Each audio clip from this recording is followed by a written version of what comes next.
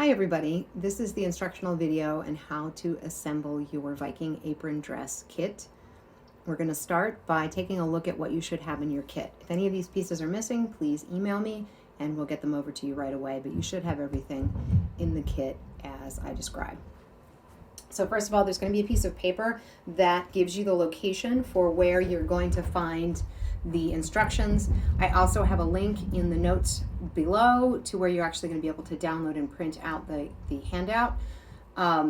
Unless, of course, you actually paid extra for me to print them out and stick them into the envelope with the kit.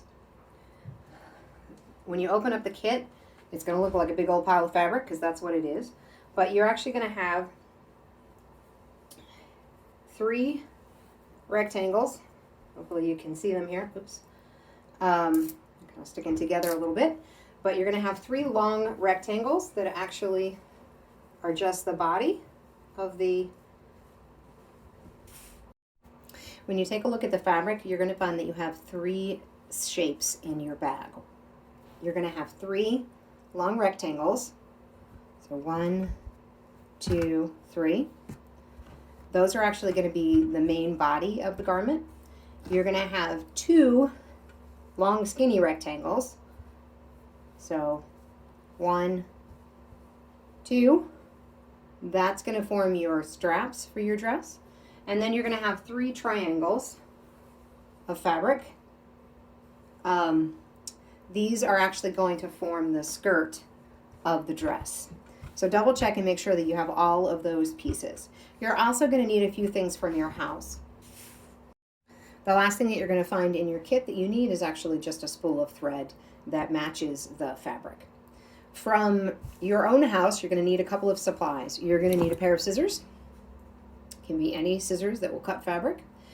You're going to need some straight pins. I have a lot of straight pins and I have this nice magnetic cushion, but that's not necessary. And then it's helpful but not critical to have a piece of tailor's chalk in case when you want to fit, you want to actually mark on the fabric. You should also have a sewing machine and an iron. If you want to hear a little bit more about why I think an iron is so important, you can actually go to the tips and techniques videos, and in the tips and techniques videos there's a video on the importance of ironing as you sew. As for your sewing machine, hopefully it's something you already know how to use.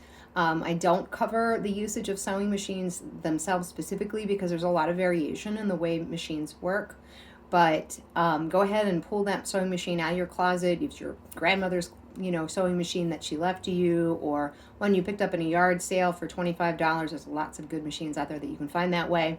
Then go to Google and just type in the name of the sewing machine and how to use. There's lots and lots of sewing videos online that are very, very good. Actually, again, in the show notes, have a couple of links to a couple of different ones that I thought were pretty good on the basics of using a sewing machine. The first thing I'm going to ask you to do is actually take a look at it, and you know that this is linen because it will arrive wrinkled. Go ahead and take your iron and actually just iron it flat. Any place, especially along the edges, like right here, see how it's kind of all folded over and doesn't want to be straight. That will help you out as you sew.